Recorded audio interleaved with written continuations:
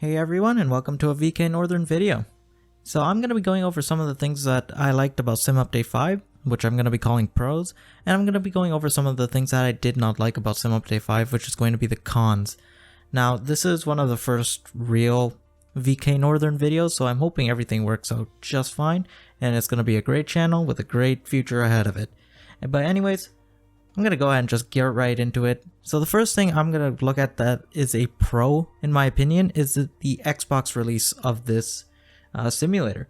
Microsoft Flight Simulator was going to be released for the Xbox, but they released it for the PC first. I'm not sure as to why they did it separately, probably due to time constraints, but ultimately, now that it's on Xbox as well, I feel like this is going to bring more interest into the simulation market. It's also going to make it so that more developers will want to develop for flight simulation, and it'll overall, I think, improve the actual experience that you get with many of the different simulators that you have with this increased interest in it overall. But having it on the Xbox, it's a great addition, and plus if you don't have a good computer to run Flight Simulator on the PC, you can perfectly play it on Xbox, which is a plus in my book. But that's the first thing I really liked about Sim Update 5. The next one is a bit more physical to show. So, this screen, you've probably already seen it many times before. The world map, this is where you select yourself for a custom flight, basically.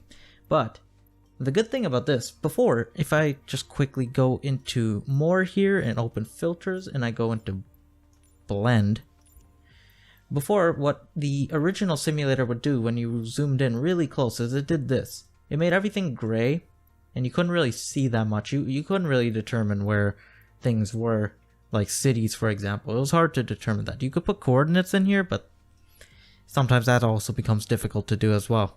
But now, if you open those filters again, and you set it to satellite, then you can go ahead and see that when you zoom in, it starts to get more clear, and then when you zoom in really close, you're getting an actual satellite image photo, or satellite photo, of what you're looking at and where you want to be flying.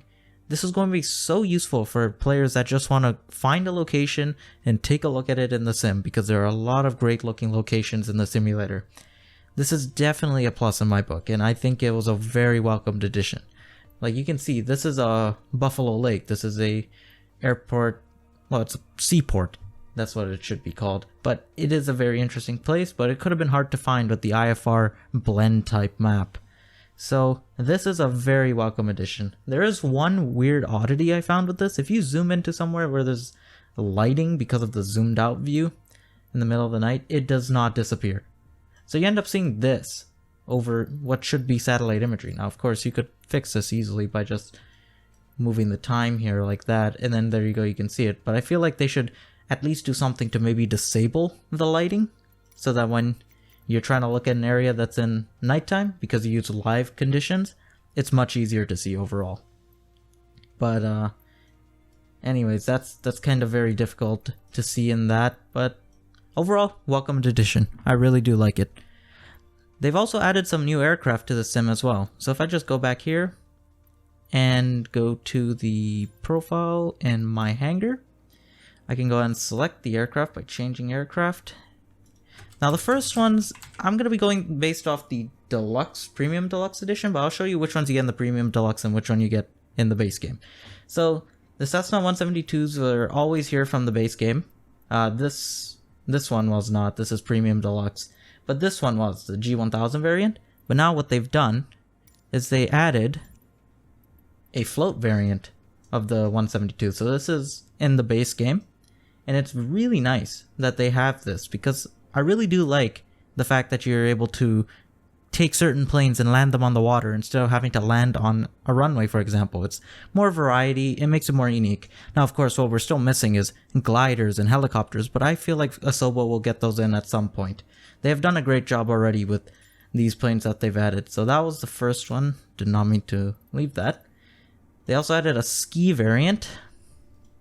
So if I just go check that out here.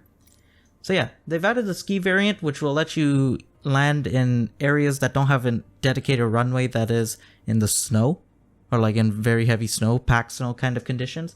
So this would make it easier to land in those kinds of conditions. Now, that's a great addition as well, and especially makes for some interesting landings in places like mountain valleys where it could be really snowy, or places like even Alaska or northern Canada. Lots of different unique things you can do with this kind of aircraft. And it's keep doing that. Well, anyways, now these are the premium deluxe edition ones. So you get the basic, instrument gauge version, and I can show you right now that all the difference with this premium deluxe edition is it's the same plane from the outside. It's just it has instruments in here rather than the G1000 system.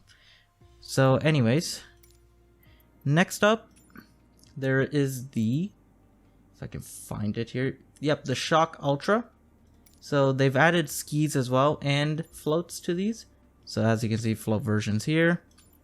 Change again to skis. You can see the ski variants here. And not only the Shock Ultra, but they've also added these to the, if I can find it here, the X Cub. So you can get the float variant for the X Cub, or if you're trying to do what this plane was more intended to do, in my opinion, put skis on it and then go land in some very remote areas where there might be a lot of snow. So this is a really good choice for that. Now, next up, I'm going to be showing you the next edition that I think is really great. And that's going to be these discovery flights, new activities, and flight training. Now, first of all, with the flight training, you now get, instead of the default, I think it was 10 tutorials in the Cessna 152 and 2 in the Airbus A320, you now get a wide variety of different tutorials that you can actually get ranked in. So it can tell you how well you did in this tutorial. So this one goes over the basic handling of the aircraft and how to generally fly an aircraft. This one goes over takeoff and landing. So there's definitely a lot of stuff you can get out of these tutorials here if you're new to the sim, especially for new Xbox players that will be joining us, so that they can start getting into the sim and enjoy it the way that they want, whether that be realistically or just for fun, flying around, seeing different landmarks. And then they also have VFR navigation, which is really great for people who want to just learn how to sightsee and fly a plane like most general aviation aircraft would be flown. Then they also include the 2 airliner training type things, which I think they had before, but it's still really nice that they do have these. But I still think it's not enough to really learn how to fly something like the A320. So that's great. The one thing that's missing from this flight training is IFR training. However, I feel like you might get more information and better information if you just go through YouTube videos on how to do IFR flight. There's plenty of videos relating to IFR training, all the way from simulators like X-Plane to Microsoft Flight Simulator and P3D and many others. So definitely don't feel like you have to look at a MSFS IFR tutorial. You can of course look at an X-Plane tutorial on IFR training. It is still the same thing. But that's the flight training. Discovery flights, these are very interesting. So what they let you do is basically go and look at these really interesting locations that they've set. So you got New York here, Rio de Janeiro, Mount Everest, Giza, Bora Bora, and Naples. I probably butchered a pronunciation in there somewhere. Definitely New York somehow. Then you got Tokyo, Mount Fuji, San Francisco, London, Fort William, Paris, Vercors and Exchange Park. I don't know. I'm very sorry for butchering that. Copenhagen and the Lofoten Islands. So this is really great that these locations are here. If you just want to jump in and go look at a really interesting place, this is definitely the way to do it in my opinion. Then for activities, they have kind of changed this slightly. So you got the Discovery Flights page there too. You got the flight training in here as well, landing challenges and bush trips. I think they might have added a new bush trip. Yeah, there's a lot more in here from previously, so there's a lot of stuff to do with these bush trips. They're very long, by the way, these bush trips. You can go upwards of, 6 hours here on this one. It can get really long, but they are definitely worth doing. I'll have to get to them at some point. But anyways, those are some of the new tutorials and activities that they've added. Now, I'm going to go ahead and get into the sim to show the next improvements that they've made. So I will see you guys in a bit. Alright, now we're in the simulator, so I can go ahead and show you some of the new things that they've added to the actual sim experience. So let me go ahead and begin with, the control system.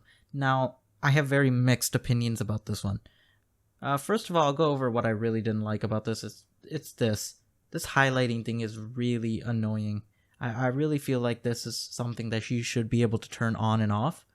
I know you can turn it off by, if you go into the general options here, and then you go into accessibility, you can go ahead and put this into the legacy edition. So if you put that into legacy, it will no longer do that. But the problem is you lose the new control system, which I actually kind of like. So if I go into accessibility and turn it on again, I'm going to turn on the way that it was originally set, I think. It was something like this. Believe. Okay. Yeah, see, so this is what happens. When you hover over it, you get all of these tooltips. Now, these are on instant currently, but I'll show you if I put it on delayed here quickly. Just go into here and put these to delayed. But check this out. It is delayed, but I feel like it's not delayed by enough. Like, see, if I just hover over to something else differently, it just keeps bringing them up. I guess that's kind of useful if you want it, but I feel like it's better to just, if you need to figure out a certain switch, like I know most of these switches already, but if I needed to figure out what this was, then I could go ahead and set the alternate air here. I know that's the alternate air, but I don't need to know what the throttle is. I know what the throttle is already. Why does it make it instantly open that like that? Like, it hovers over here and it is pretty delayed there, which is fine for me, but that's just annoying that it will just share itself over each single one until you hover away for a bit of a while. So I think that definitely needs to be changed, and also the highlighting thing does need to get sorted out so that it's an option. But anyways, for now, what I suggest you do is, if you like that system, then keep it on, but otherwise turn these off. They're really annoying and just in the way, in my opinion. Anyways, now I'm going to go ahead and show you some of the new interactions you can do. So instead of the original system that they had going, where you had to flick the things separately with your mouse, like you had to scroll, instead what you can do now is, if I select the altitude thing here, you can look over here for this, you can see now I'm dragging my mouse left and right. So what you do is you hover over it, hold left click, and then drag, and that will change the value of this here. Now of course you can also hover over and just scroll on it too. So you have both options available. Now this is more like the manipulators I know in X-Plane. I know the Thank you. So I know that the IXEG 737 uses that system in X-Plane, and I really do like that. I feel like it's more precise. You can be more precise about it with that. But however, it is just great, in my opinion. I can't really think of any negatives of having this kind of system. You have both the scroll options, and you also have the drag option. Now, one thing that people are a bit confused about is how you can actually go ahead and click in on something like this. Like, for example, you know that this FMS button here, you can push cursor. That's a possibility. So like if you were in here, you'd want to push this in. And it seems kind of difficult. You can't really push it in. Well, what you have to do is you have to hold left click and then right click. When you right click, you can see that it's like getting pushed in. If I zoom in here, that's me right clicking. So you have to right click to push it in. I don't mind that. I think that's perfectly fine. So if I like go over to here, you can push it in, things like that. So it's very useful for that. Menu, whatnot. So it's a bit of an interesting system, But if you go into accessibility here, you can go ahead and turn it to legacy. And when you turn it to legacy, you get the original scroll things, like so. Rather than having to use the drag options. Those drag options get disabled entirely. Now, the one weird thing about that, though, is that you can turn on the tooltips there, too, for legacy. However, I believe that same issue exists. Yeah, see, it's just going all over the place, and it keeps instantly popping them up, which makes no sense to me. Like, if I wanted to know what the taxi light was, but I already knew the nav light, like, I don't need that popping up anymore. It should be separate. But anyways, I'm going to be going to show you the one issue that I have with this. Remember when you used to hover over heading and it would give you the actual degrees that it was selected to on the tooltip? Yeah, that no longer exists. Now you have to use the actual screens and displays to figure that out. Now, that's not inherently bad on its own. Some people think it's more realistic, which it is. but some people do like having that accessibility option of just being able to hover over and check it there, just to make sure you have it set correctly without looking at the screen itself. But yeah, essentially that option doesn't exist there anymore. It was especially useful with something like the barometer and the barometric pressure, but you can't really set that there anymore, especially for planes that had an analog version of this, because it can be really hard to determine where it is on there in the simulator. But anyways, enough about that. Let's go ahead and go back into the lock mode and turn that off so that we don't have it in place. Now, one thing that they also added, which I'm just going to talk over about it while I put the previous video up, which was the performance boost that they introduced into the sim. Now, the frame time graphs are much smoother when you are flying in Sim Update 5 compared to Sim Update 4. That is a definite improvement. There is less stuttering, and it's more fluid and smooth overall, at least in my situation.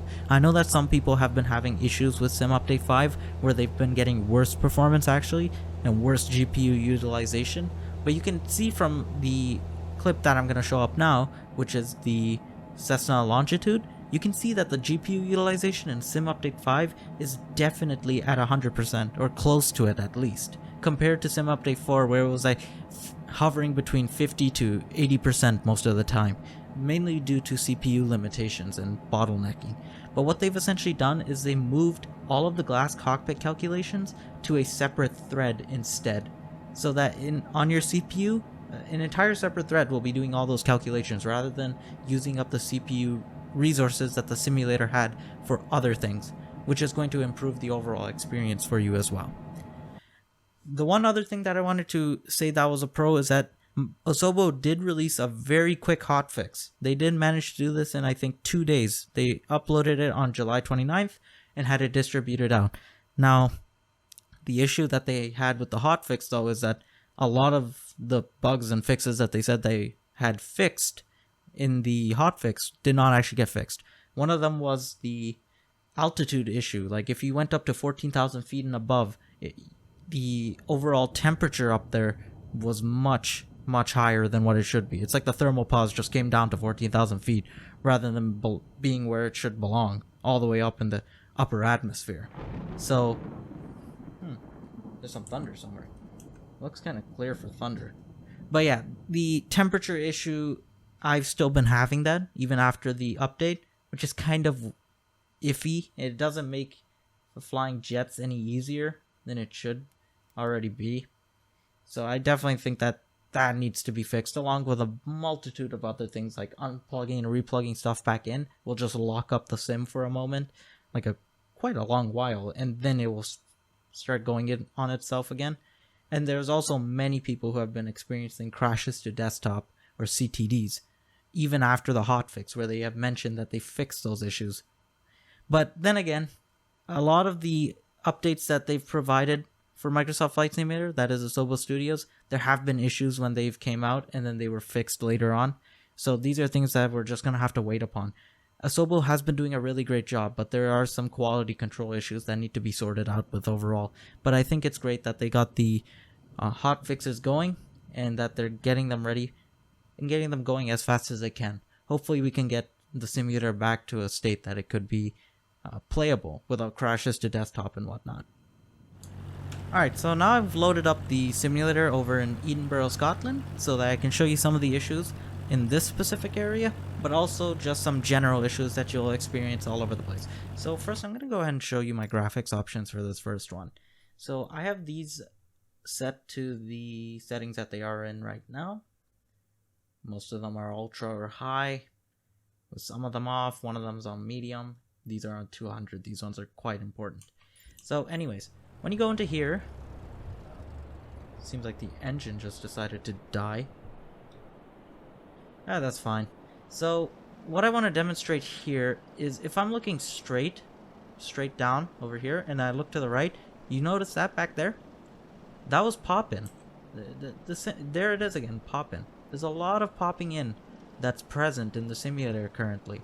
Now, I believe this was due to the Xbox certifications. I think Microsoft had a certain threshold that needed to be met, and the way that they wanted to increase performance, at least on the Xbox, was to do this kind of popping in thing. You know, don't render stuff that isn't visible on the scene currently.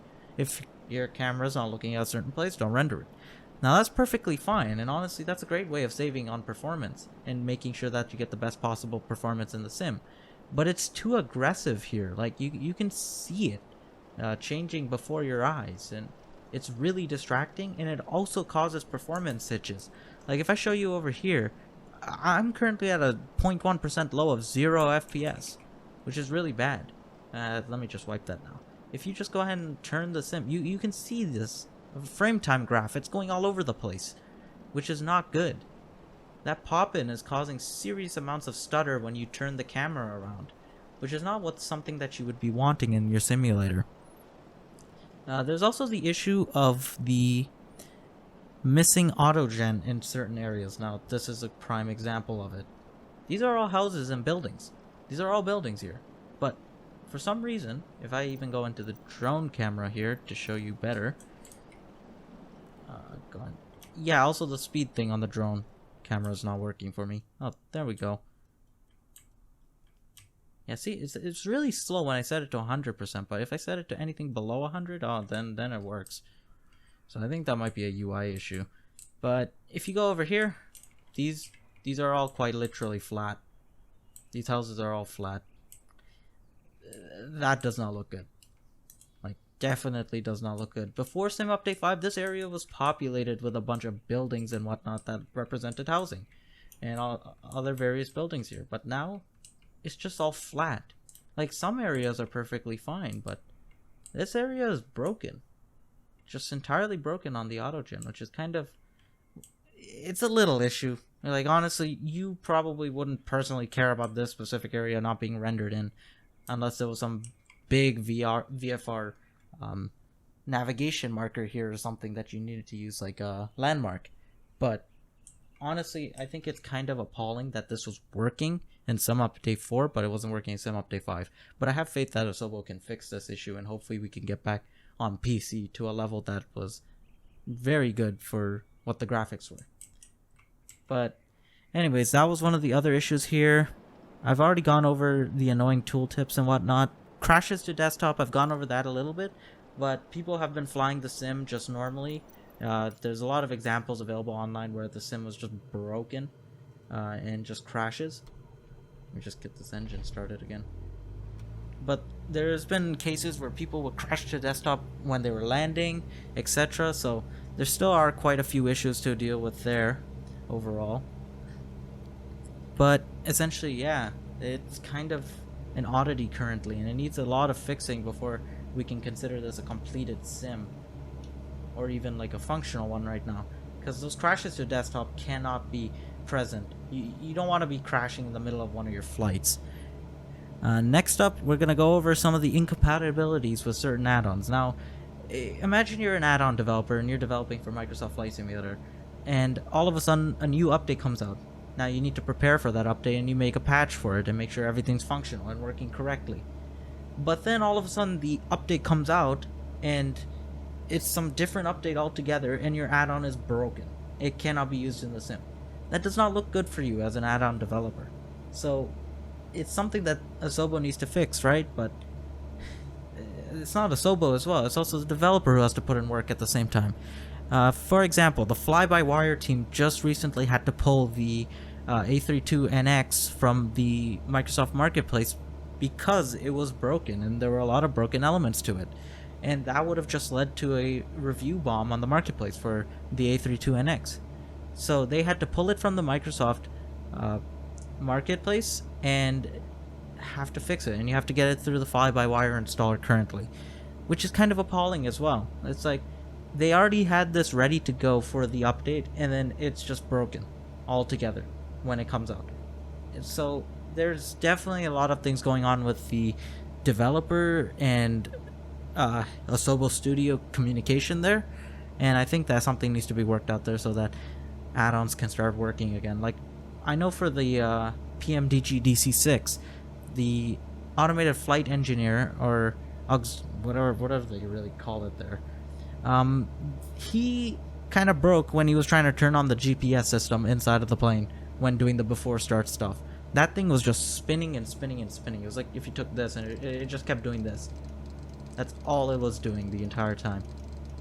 So that needs to be fixed as well by PMDG, and a lot of things just got swept under the rug with these incompatibilities. So hopefully those can get sorted out as well for the sim update, because this is looking really great, honestly. If these issues were not present and we had this performance without the massive pop-in, this could be a really great time in the simulator. Like, the performance boosts are great, but I feel like they've dumbed it down a lot just so that it'll work on the Xbox. I feel like they should prioritize more visual fidelity for the PC, because I'm running at 71 FPS right now, 70 FPS. Like, what am I going to be doing with that much frame rate in this simulator if I can just make it look better? I would rather be running at 30 FPS with really great visuals. But anyways, that's a minor complaint. So I'm going to go ahead and show you the final thing that I find is really odd about Sim Update 5. So let me just go ahead and load into that location. Alright, so we're in the location that I was talking about, New York City. I wasn't really talking about it, I said I was going to show you it, but here it is anyways. I've cut the engine so that it's easier to hear, hopefully. But the issue I find here is it looks like New York was taken over by a weird environmentalist group or something. Like, I mean, it's a positive with all the trees and stuff all over the place, but like, this is not New York in real life. I seriously don't think so. If you look at the satellite imagery, the trees do not look this big. Some of these buildings are being engulfed in trees right now.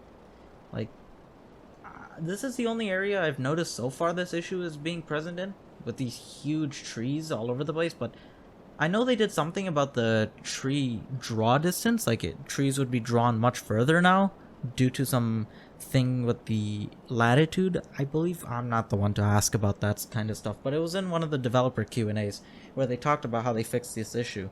But now all these trees look gigantic and look like they're taking over New York entirely, which kind of just does not look right at all. Like, if you're flying out of New York and you're trying to do some realistic video of you flying out of New York, this is going to easily catch someone off. It's like, why are there so many trees in New York?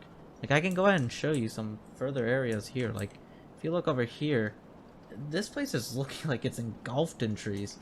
The only place that should really look like that is Central Park here. But, you know, all these areas are just covered in trees. The roads are covered in trees as well, and they're being shaded by the tree, or the road is being shaded by the trees as well.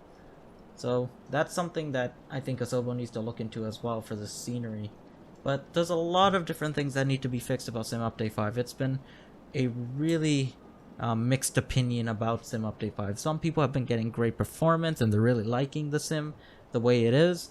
Some people have been complaining that they can't see as far, and the overall draw distance is just much worse than previously.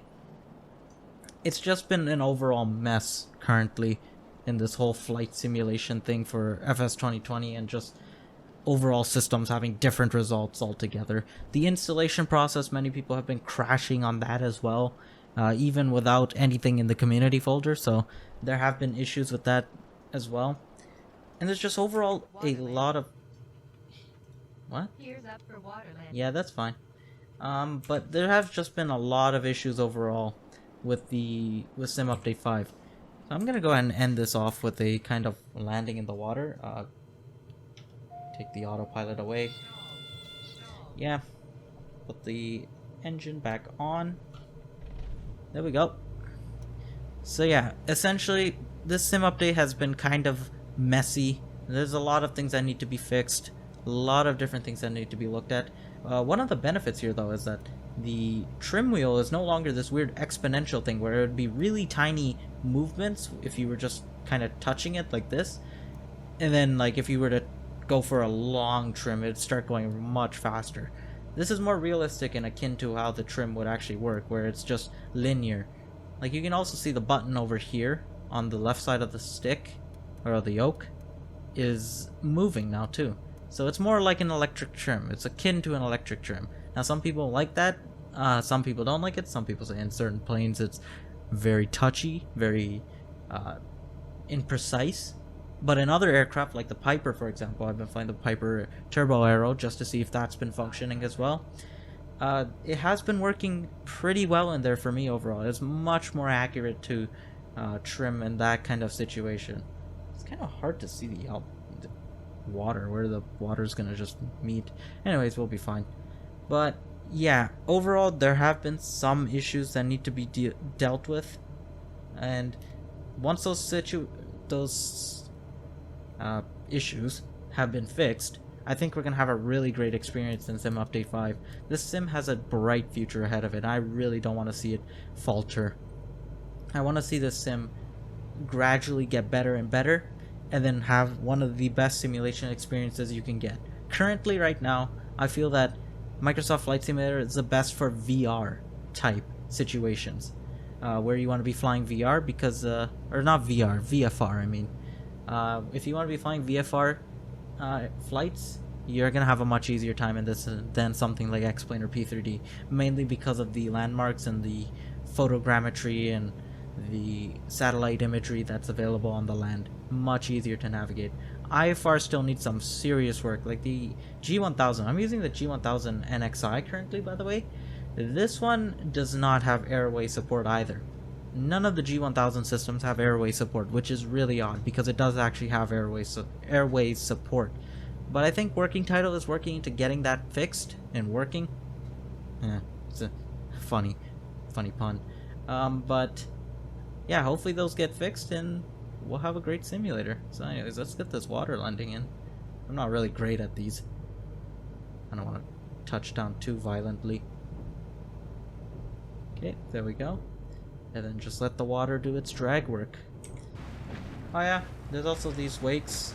However, I find them really odd. Because, like, you see that triangle back there? Ugh.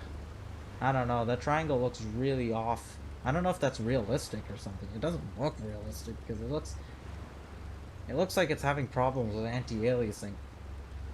But yeah, that needs work. And just to note, I did forget to mention this, but I have reinstalled the sim from a clean install.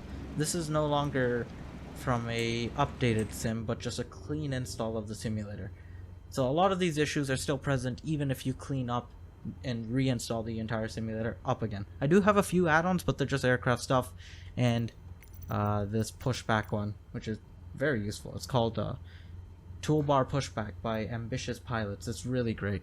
You should definitely get this one. But yeah, that's basically it for this video. I've just gone over some of the things that I liked about Sim Update 5 and some of the things that I don't like. I know it was a bit messy and it's not very categorized like my head tracking video I made, but I just wanted to go over my thoughts on what Sim Update 5 was like and what we can hopefully expect for the future of this flight simulator. Anyways, that's gonna do it for this video. I hope you guys did enjoy it. If you did, please leave a like, comment down below anything you want to do and I can discuss. I'm perfectly fine with doing that. I'm glad to, actually. And subscribe if you want to see more content and be notified about it. So yeah, thank you all for watching and I hope to see you on the next one. Take care and have yourselves a good one.